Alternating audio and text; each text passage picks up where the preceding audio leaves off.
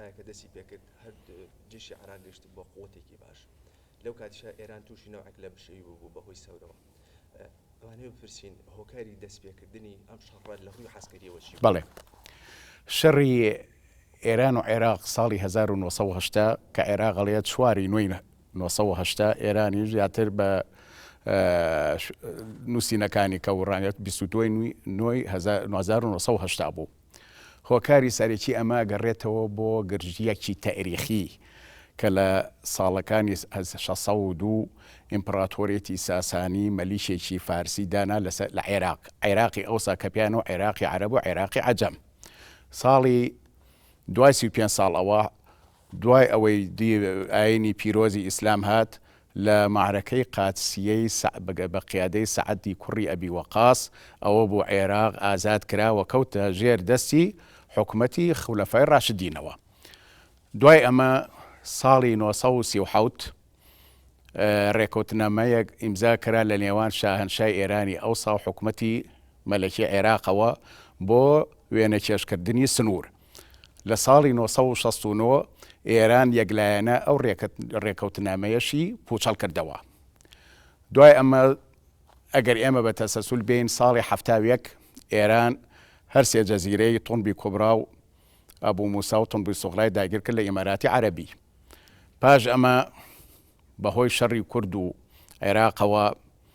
عێراق ڕێکەوتنامەی 75 ئیمزا کرد لە جەزائیر لە لێوان ڕئیسی جەزائیری ڕئیسی عێراقی و هەروەها شای ئێران. ئەمەش بوو بەهۆی ئەوەی کەوا سەدام 79 بۆ جنوونی عەزەمەوەی کە هات ئەم نوقاتانە یعنی لەبەردەستیا بوو لە ساڵی 79دا و ئەو ڕێکەوتنامانە کە هەبوو لە پێشتر و بە زوڵمێکی تاریخی ئەزانی لەسەر عێراق. هەروەها منطقەی ئەهواز منطقەیەکی عەرەبیە عەرەبی تایە ئەمان بەوایان ئەزانی کە لە زمانی عەبدولکەریم قاسمەوە عەبدولکەریم محاوەلەی کرد ئەهواز ئازاد بکات و بگەڕێتە سەر عێراق. ئەمان هەمووی هۆکار بوون کەوا ئەو شەڕە دەست پێ بکات. لە هەمووی گرنگتر سەدام وای دانا کە ئەو ببێ بە پاڵەوانی ناوچەی عەرەبی و لە عالەم و جیهانە ئیسپاتی بکە کە ئەو ئەتوانێت نظامێکی ڕادیکالی ئیسلامی تازە کە هاتووە ئەم بتوانێت ئەو نظامە یان ئەو حکومەتە لە دایک بۆ نوێیە لە ناوبەرێت. ئەمە هۆکارە سەرەکیەکان بوون بۆ ئەوەی کەوا ئەو شەڕەوێت. لایەنێکی کە لە 79دا شیعە زیاتر سەری هەڵدا و بە هاتنی خومەینی بۆ ئێران پشت ئەستوری پیا کرد بۆ شیعەی عێراق بۆیە چەند حزبێکی ئیسلامی حزبی دەعوا و هەروها جەماعەتی ئیمام و منەظەمەی ڕیسالە ئەمانە هەمووی ئیمانیان بەوە بووکەوە بە عونف و بەگرژی لەگەڵ سەدام و نظامی بەعسا مامەڵە بکەن و سەدامی ئەیزانی کە پشگیری ئەمان بە هەموو شێوازێکی مادی و چەک و معنەوی لەلایەن ئێرانەوەیە. مەسەلەی کورد و پرسی کوردیش سەدام باشێکی یابووەکەوە کوردیش لە شاخەکانی کوردستان و هەردوو حیزبە سەرێکیەکەی کوردستان پەیوەندیان هەیە لەگەڵ ئێرانە هەل لە شۆڕشی ئەیلولەوە و پێشتریشەوە هەتاکو پاش ئیتیفاقی 75 و حتاکو لە ناوبردننی ئەو شۆڕشە شکست پێهێنانی لە ئیتیفاقیی جەزائیرە ئەیزانی کەوە پەیوەندیکی گرنگکەیە بە یارمەتیدان و بە تەچیز و بە تەسیعکردن و بەکردنەوەی خاکی ئێران بەرامبەر پێشمەرگەی کوردستان. ئەمانە هەمووی هۆکاری سەرەکی بوون لە ڕوودانی ئەو جەنگە.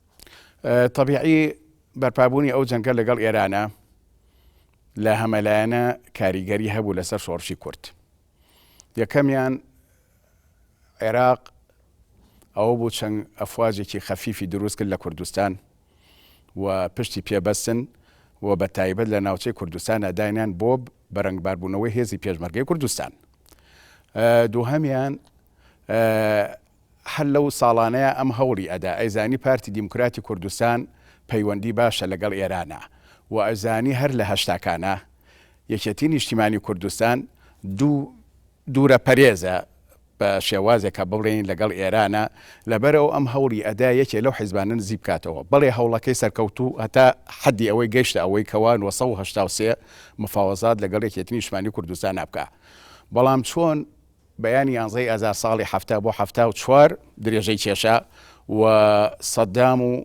لە زمانی ئەحمە حەسەن بەکرا و حکومەتی بەعز پاشگەز بوونەوە لە جێبەجێکردنی ئەو خاڵانە هەمان شێوە حکومەتی عێراق و ئەو خاڵانێکەوە ڕێکەوت بوو لەگەڵ سەرکردایەتی یەکێتی نیشتیمانی کوردستان پاشگەز بۆوە لێ بۆیە ئەو ڕێکەوت نەمایش هەتاکو ساڵی 85 بوو هەر لە 83 ئەو زەربەی خۆی وەشان ئەوە بوو 8,000 بارزانی گرت و لەبەر ئەوەی منطقەی حاجی هۆمەران داگیر کرا لەلایەن هاتە ئێران هاتە ناو خاکی حاجی هۆمەرانەوە بە ئەو تەقدیری مووقفی عێراقیش وای ئەزانی کە ئەمە بە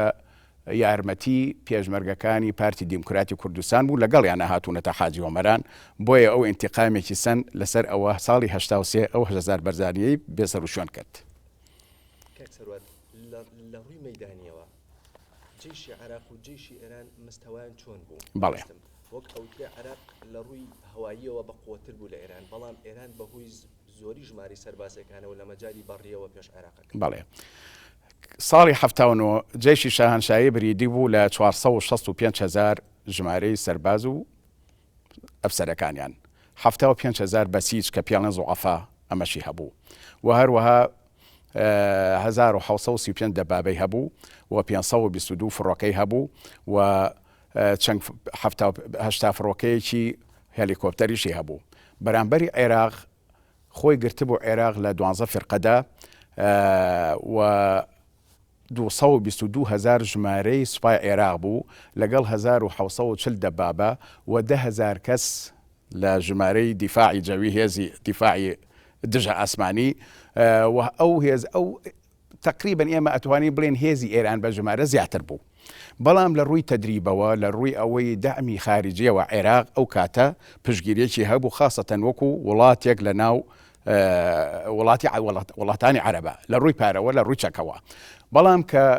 ئیمام خومەینی هات ئەو باوەڕێی نەبوو بە جەیشی شاهنشا لەبەرەوە دەستی کرد بە تەقلیسکردنی ئەو جەیشەکەی کرد بە نیوە. بەرامبەر ئەمە طبعاً چی کرد؟ حرەس خومەینی کە نەواتی یەکەمی لە ساڵی 1970 لە دەرەوەی ئێران دروست بوو لە سووریا لە لوبنان لە فەڵەستین و لە فەڕەنسا ئەمانە و هەروەها مزگەوتەکان و حسینەکانی تاران ئیجتیماعیان نەکرد و کۆبوونیان بە ناوی کۆمیتە مەقڕەکان ناوی کۆمیتە بوو. ئەم جەیشە ئیتر بە عەلەنی نوشونمای کرد قائیدێکی گەورەی بۆ دانا مستەفا جەمەران و ئیشرافی مباشری خۆی ئیمام خومەینی ئیشرافی ئەم جەیشەیە کرد وای لێ هات سوپای پاسداران لە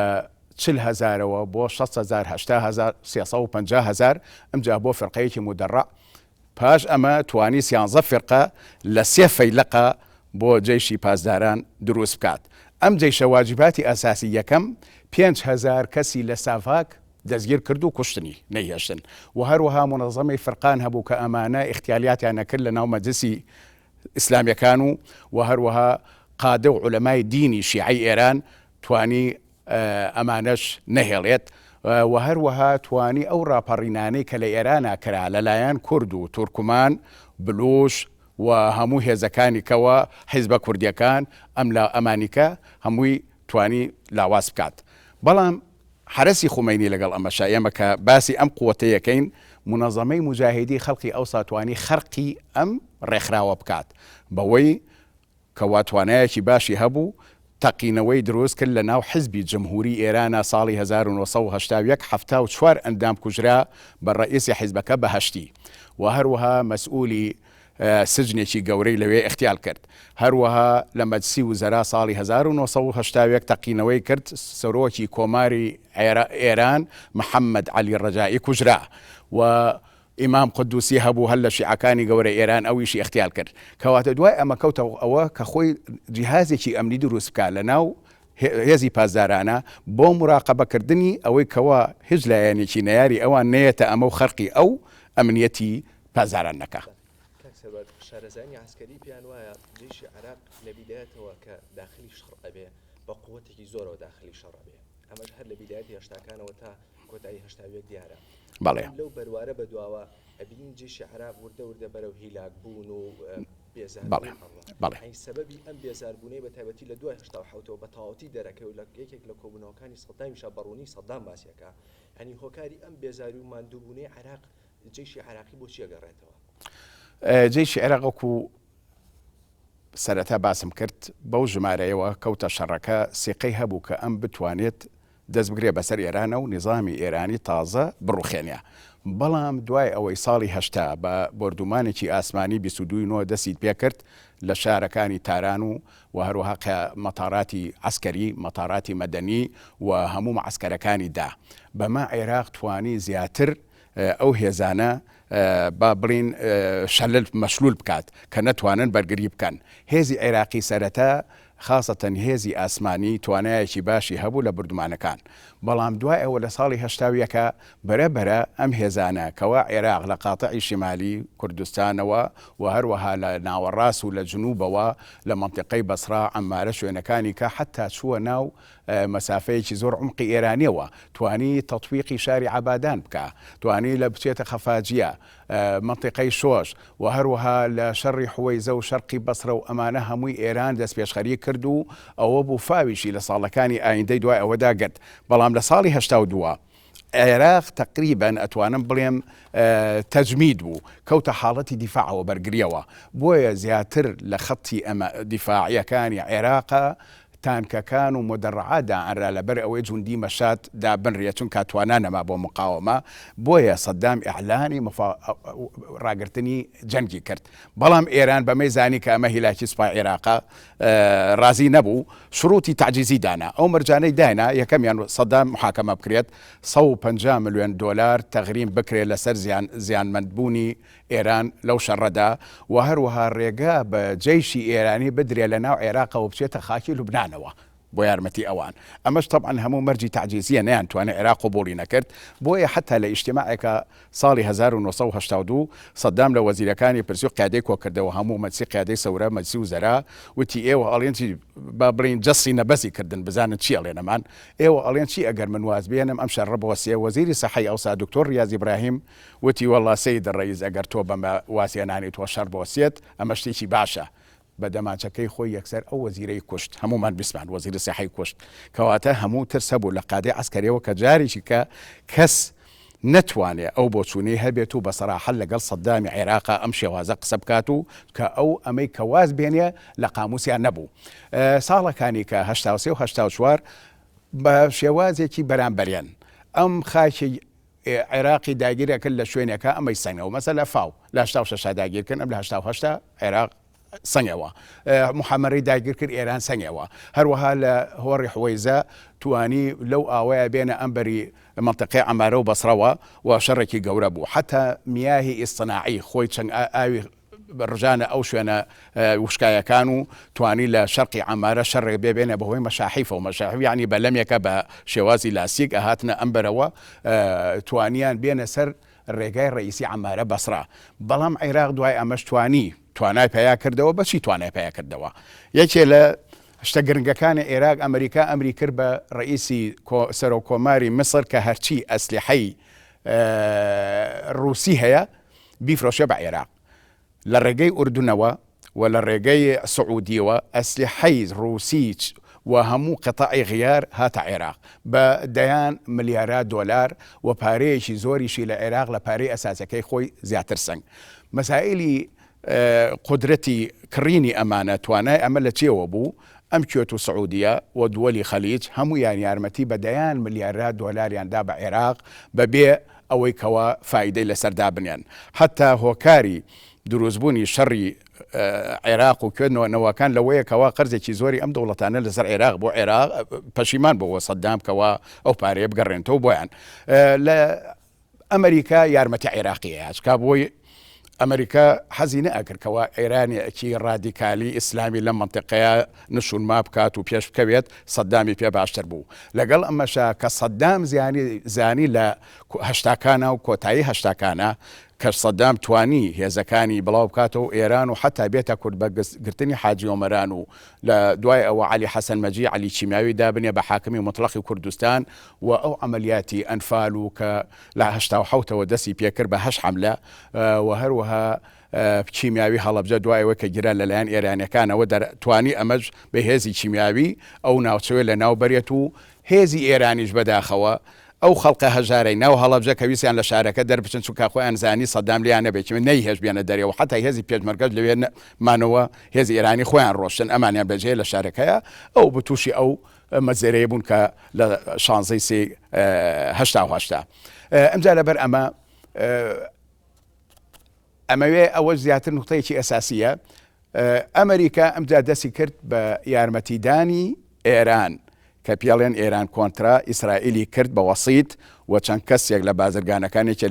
دوانیان هەل لە ئیسرائیلەکان بوو یەکێ لە مەسری بوو ئەمانە سلاحێکی زۆریان بەهۆی ئیسرائیلەوە نار بۆ ئێران سلاحی ئەمریکی بۆیە خومینی کە لێشیان پرسی ئەوەی کە باز ئەکرێ تۆ چۆن سلاح لە ئەمریکای کوفر وەرە وتی من لەگەڵ شەیتانیشە ئەمڕۆ مەساوا ئەکەم بۆی سەدامی کافر نەهێڵم ئەم سیلاحانە هات بۆ ئەوەیە بۆی موازنەیە لە ناوچەکەیە دەربچێت بەڵام ئەخیرەن کە بەکارهێنانی کیمیاوی و حتى مەفاعیلی تەموزی نەوەوی با لە بیرمان نەچێتەوە ساڵی 1970 ئەو بوو ئیسرائیل چەند تیارێکی نار قەسفی ئەوەی کرد لە منطقەی مەدائین و ئەو مەفاعیلەشی کەوا منشئاتی لە زەعفەرانی و مەدائین ئەوەشی نەیهێش هەر ترسیان هەبوو لە عێراق بێ بە دەوڵەتێکی نەوەبی بەڵێ کاتسەوەر ئەمەوێت لەو مەجالەوە ئەخیر پرسیانم کەم یەک پرسیاری تر ماوەتەوە کە علاقەی بە کوردەوە هەیە ئێران لە کۆتایی ساڵەکانەوە کوتم سەرکەوتنێکی باشی لە ڕووی عسکەریەوە بەدەستێنا بوو بەڵام لە ئەخیرا بەپی ئیتیفاقی ژمارە 598 ئەمن ڕێکەوتن لەگەڵ عێراق لەسەر ئەوەی شەڕ ڕابوەسێنن لێرەشا خۆمەینی وتە بەناوبانگەکەی و دوتی وەکو وایە ژاری خواردوێتەوە بەڵێ یعنی پرسیارەکە لە ڕووی عسکەریەوە ئەمەیە ئەگەر ئێران بەخۆیان ینی بەخۆی ئەپەرمیەوە کە ئەم قووەتە عسکەریە شام لە مدەڕبەی هەیە و لە ڕووی ساحیەوە ئەوەنە پێشکەوتووە چۆن ڕازی بۆ بۆەوە ئیتیفاقی بکات لەگەڵ دوژمن سەرسەخت بەڵێ مەسەلەیەکەم سیاسی بوو باشی زانی ئیمام خومینی کەوا دووەلی عەرەبی هەمووی بە پارە و بەچەک یارمەتی کێدا سەدامەدا و هەروە مجتەمەعی دەولی با بڵێن وڵاتانی غەرب و ئەمریکا زانی کەوا ئەمریکا نایەوێ خومینی سەدام نەهێڵێت زانی زیاتر بەلای ئەم بە شێوازێکەوە نظامێکی عیلمانیە زیاتر لەگەڵ ئەوانە گونجێ ئەمە نظامێکی ڕادیکالی تونڕەنگی ئیسلامی کە ئەمێنێتەوە لەبەر ئەمە و هەروەها هەتا ئیستا ئێمە سەیرەکەین مەسەلەی شیعە لە عێراق کە زۆرینەیە ئەو ساو ئیستاش ئەمەش با بڵین بربەسێکە لە زۆر ڕۆوە لەگەڵ وڵاتانی غەرب کە بیانەوێ حکوومەتێکی شیعی زۆر دروست ببێ ئەم بەوەی دانا ئەگەر ئەو خومینی سەرکەوێ شیعەش لە عێراق لەگەڵ یابن وای لێت احتیمالاتی مستقبلی یەکگرتنێکی زۆر هەبێک وەکومەسێکی تعاون اتحادێ لە بینی ئێران و عێراقا بە حکمی زۆرینەی عێراق شیعەیە و هەروەها حکومەتی شیعی ئێران کە ئەمەش حکومەتێکی شیعی ئیسلامی ببێت ئەمە بۆ بەرژەوەندەکانی ئەمریکا و غەرب بۆ دائما بۆ مستقبل لە مەتەرسیدارە بێت ئەم هۆکارە نەبوو کە ئەمە ئەمریکا نەیهێش ئەبێ هەروەها چۆن با بڵین خومینی لە نهایەتی هەشتاکانە یان لە 82 توانی بە هجومی مقابل ئەو شوێنانە کە سەدام گرتبووی لە دێزەفۆڵ لە خەفاجیە حتا لە مەهران بێمەوە سەرباسی مەهران کە گیرا بوو بە وەکو با بڵین جەژنێکی گەورە لە عێراقا کە ئەوسا قاید فەیلەقی دوو زیا تۆفیق بوو چوو ئەوێ بەرقیا بە سەدام کەوا مەهران گیرا و وەکو بڵین قودسی فەلەستینیان ڕزگار کردبێ لە ڕکێفی ئیسرائیلەکان بەڵام ماوەیەکی کەمی نەخایەن ئێران بە هجومی مقابل توانیان مەهران بگرنەوە و بوو بەهۆی ئەوەی دەیان زابت لە قاید فەرقەکان و ئامرلیوەکان ڕاپێش کردوان و کەلەپچە کران و نێران بۆ بەغاو عەدام کران ئەمە مەسائلەکان بوو کە ئەمە معنەویاتی ئەو وڵاتانش هەموو بە هەردوو لە هاتە خوارەوە جا لەبەر ئەوە ئێران زانی لە کۆتاییە عێراق بەجێ نایهڵن بەتەنیا خاصەتەن دووەلە عەرەبیەکان سەدامی زانی کە دەرەقەتی ئێران نایەت بەو شێوە بۆ بیرکردنەوەی کە خۆی بیری کردەوە چونکە ئەوەی کە ئەمریکاش بۆ مەساڵحەوەی یارمەتیە و جێشی ئێرانی هاتە سەر ئەوەی کە ئەم جێشی هەرسی خومینیە ئەو ئەلغامانەی کە لە جەبهەکانە لە لێنەوان قەتەعاتی عێراقی و ئێرانیا بۆ ئەرزی حرام بوو ئەوان بەڕاکردن ئەهاتن ئەیان تەقانەوە بۆیە کارتێکی سپیان تێ ئەچونە بەهەشتەوە ئەمە بەڕاستی ئەمە لە عێراق نەکرا بەم شێوازە ئەمڕۆ نەبێت کە قاعیدە بە شێوازێکی ئیرهابی ئەم سیارەی مفەخەخە بەکار ئەهێنێ لەوانەیە کە زیاتر غەسی دەماغی بۆ کردوون ئەمەی کە ئەمڕۆ ئەیبینین کە ئیسا مەرزیدارە بۆ عێراق.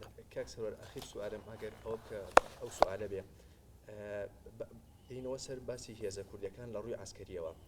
بەپی ئەو سەرچاوە تاریخیانەی دەستی ئەمە کەوتووە مەسەن ئەڵێ هێزە کوردیەکان لە دوای پابوونی شەڕی عێراق ئێرانەوە هەرێکیان بۆ خۆی بە تایبەتی پارتیوەکێتی قووەتێکی باشیان هەبوو مەسەلەن بۆ نمونە جەناب و ئاماژە پێکرد هێزەکانی ئێران بە یارمەتی پارتی منتقی حاجی ئۆمران و ئەوانیان گرتبوو ناو خاکی عێراقەوە هێزەکانی یەکێتیش هەرچەند دوای تا نزیکی ساڵانی 85 ئەوانش لەگەڵ ئێرانە بینیان باش نەبوو بەڵام ئەمانش خاوەنی قووەتێکی باش بوون سوالەکە ئەمەیە ئەگەر ئەم هێزە کوردیانە یەک بوونایە لە ڕووی عسکر لە ڕووی سیاسی و عسکەریەوە تا چەند ئەیانتوانی قورساییەکی سیاسی وا دروست بکەن کە بەنەوع لە نەوعەکان بە هاوپەیمانەتی ئێران بتوانن لانی زۆری ناوچەکانی کوردستانی عێراق بخەنەژە بەسەڵاتی خۆیان بێگومان ئەمەی ئێمە کە بازەکەن و پێشبینیەکەی سەرکردەکانی ئیسامان بازەکەن و پەشیمانن لەو شەڕی خۆکوژی و براکوژیەکە بوو ئەگەر ئەو شەڕانە لە ساڵەکانی هەر لە هەشتایە لە هەتا هەشتا هۆز لە نێوان یەکێتی نیشتیمانی کوردستان و پارتی کوردستان نەبووایە ئەو دوو حیزبە یەک بوونایە زیاتر بەرەیەکی گەورەیان دروزە کرد و بە شێوازێکی سیاسی بەرژەوەردنی وان خستە ئەخەتە پێش خۆیان و لەگەڵ کام لایەبن باشترە بۆ دابینکردنی مافی کورد حتا ئەمەی هەڵەبجە ئەم شوێنانەی کە ئەتوانە ئەوان هێزێکی بەرەیەکی باشیان دروست کردایە بەو شێوە بەڵام ئەوەی کە بۆ کورد و مەخابن کە ئێستا ئێمە و سەرکردەکان هەموو پەشیمانین لەوە ئەو جیاوازی ئایدۆلۆژیە بوو کە بوو بەهۆی جیاوازی ئایدۆلە بوو بە جیاوازی بۆ چوون و فیشەگرتنە یەکتر و چەک هەڵگرتن بەرامبەر یەک ئەوان و حیزبە پسکۆلەکان حتا حیزبە ئیسلامەکانی کوردستان و حیزبە پسکۆلەکانی کە لەبەر ئەمە تۆ بزانین ئەوە دەرسێکە بۆ هەمومان لە عسکەریە پێوترێ دروس المسەنبەتە ئێمە ئەبێ بیخوێنینەوە بەباشی لە خلال لە کاتی حربەکەیە سەدام ئەو هێزە کە 12 فێرقە بوو و 222,000 کەسی هەبوو کردی بە 7 فەیلق و هەروەها دوو قیادەی حرە جمهوری وەکو چۆن حرەس خومینی بوو بە 13 فێرقە و هەروها 3 فەیلق دوو فەیلقی حرە جمهوری دروست کرد بە ناوی قیاداتی عملیات قیادەی عملیاتی الله ئەکبەر قیادەی عملیاتی فتحی مبین هەر یەکە 3 فێرقەی هەبوو قواتی بەغا بە ناوی قوات بازەکرا فێرقەکان نەک بە فێرقە بەڵام قواتەکە قەواری فێرقەیەکە قواتی بەغا قواتی حامورابی قواتی عدنان نەبوخەت نەسر قواتی ندا قواتی عدنان ئەمانە 6 فێرقە بێژگە لە 3 لیوای مستەقیل بەم شێوازە عێراقەکە کە 90 حرب تەواو بوو لە هەڵگرساندنی حربی کوێتە عێراق خاوەنی 1,200,000 مرۆڤ بوو لە سەرباز و لە ئەفسەر خاوەنی ئەو عەدەدی دەبابە کەوتم 1945 هەبوو بوو بە 5,700 دەبابە 10,000 قطع ناقلاتی ساحیباتی هەبوو فاوناتی گەورە دەیان 1000 سلاحی مقاومەی ئاسمانی هەبوو دیفاعی جەوی هەندەسەی عسکەری لە هەموو بارودۆخەکە توانی خۆی ببوژێنێتەوە و بەلەژێر کێفی کاریگەری مەدافع و تەیارە و حربی سەواریخی ئێرانە کەوا گەشتە بەغاو هەتا بەلاتی شوهەدا و ئەو هەموو تەلەبانە بەداخەوە لەوێ کوژان هەشت و دوای ئەوە عێراقی 192 ساڕۆخی سکۆدی گرتە تاران و حەقی ئەمانە بەرامبەر هەر یەکە طبعا ئەوکە حەقی لەوکە ئەکردەوە ئینتقامی ئەوانەی لێکردنەوە با بڵین توانیان خۆیان جارێکە عادەی تەنزیمی جێشەکان بکەنەوە ئێمەی کوردستانی ئەبایە لە وەختەیە لە باتی ئەوەی کەوە پەڕەوازە ببین خلافی ئەدەبیاتی بۆ چوونمان بکەین بە خلافێکی سەربازی وا باشتر بوو تەبان وەکو جەنابێ وتە ئەمە زیاتر پێ بن و لێک نزیمنەوە ئەوەش قووەت بوو بۆ کوردستان.